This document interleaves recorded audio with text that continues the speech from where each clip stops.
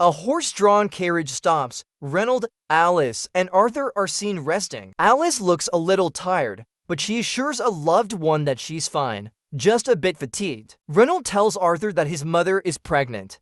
He planned to tell Arthur after they arrived in Xyrus. He looks at Arthur and places a hand on his shoulder. Arthur looks serious and says he will protect his mother. He promises to do so. On a rocky cliff, Reynold says to his son, "Get ready, Art." Alice is seen healing Reynold's wounds. Reynold says that there are mages among the enemy forces. The villains begin their attack, shouting, "They have a healer, don't let her escape." Arthur and his mother run from the carriage. Arthur shouts, "Come on, Mom." As they run, he thinks to himself, "Don't die in front of me, Dad." The pink-haired man manages to hold back the villains, urging the woman and child to escape. Arthur runs with his mother. A villain chases them, but the pink-haired man intercepts him. Another villain shoots an arrow at them from behind.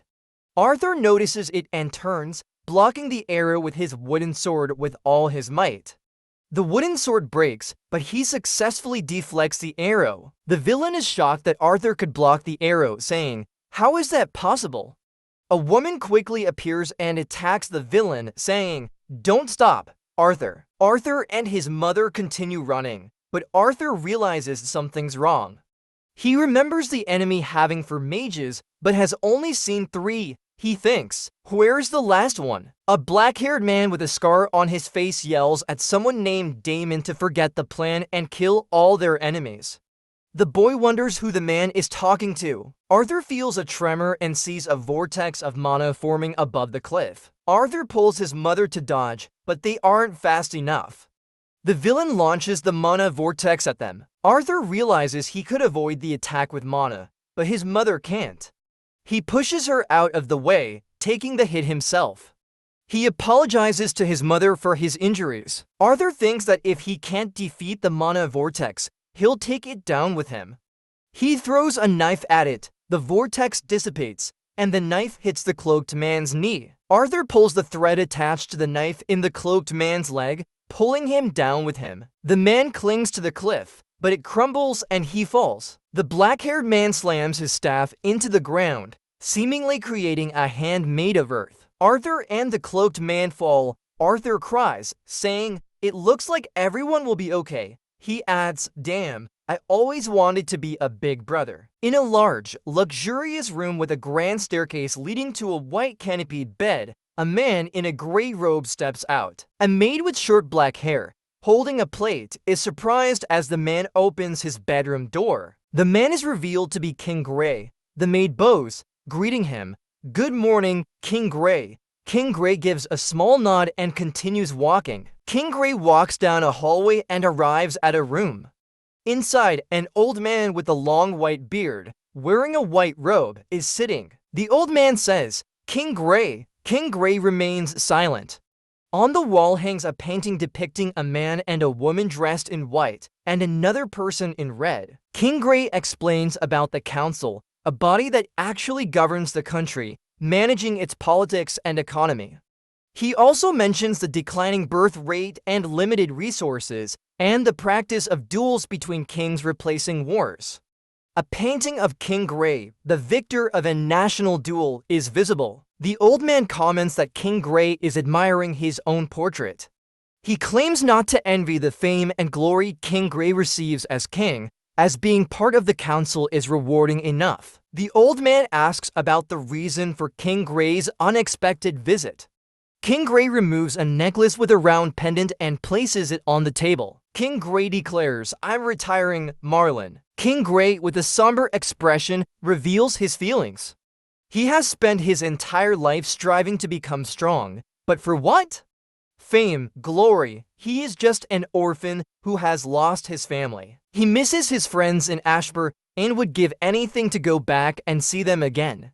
A flashback shows King Gray with his friends around a campfire. Arthur wakes up in a forest with wounds on his body. He's confused, nauseous, and wonders why he's still alive. He sees a corpse right next to him with severe injuries, making him feel sick. He spots some berries and eats them ravenously.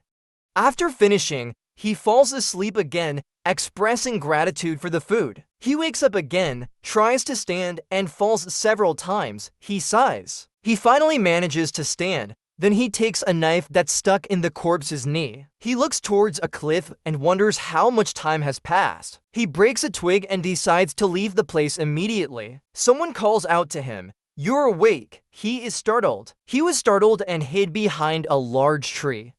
He saw a body lying nearby and wondered, "Don't tell me, is that a corpse?" Arthur remained hidden behind the tree, his expression worried and questioning. A voice asked, "Oh, you're awake. How are you feeling?"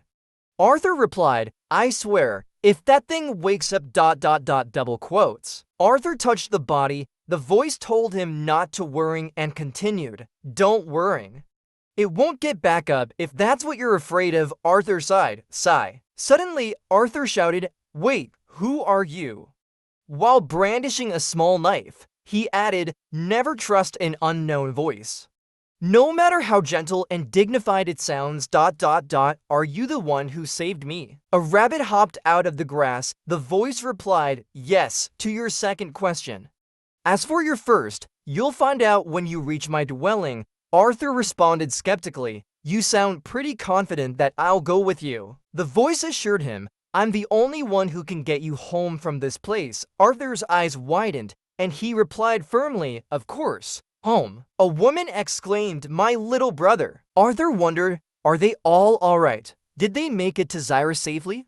He then cleared his throat. "Ahem, Mr. ... voice? I might impose on you until I can find your place?" The voice chuckled, then it added, "You catch on quick, Arthur Lewin. But you're a bit too sentimental, so be it. Although it's a bit rude to call a lady Mr." Arthur thought, "Wait, how does she know about me?" The voice replied, "I'll show you." Suddenly, Arthur's eyes turned red, and suddenly, Arthur saw a vision, a tent, and a cliff. Arthur woke up, and the voice suggested, "I suggest you leave soon. Your journey will be safer while it's still daylight." Arthur walked on a fallen tree while thinking, what kind of magic did she use to help me from afar? What does she gain from helping me, and why did she only help me?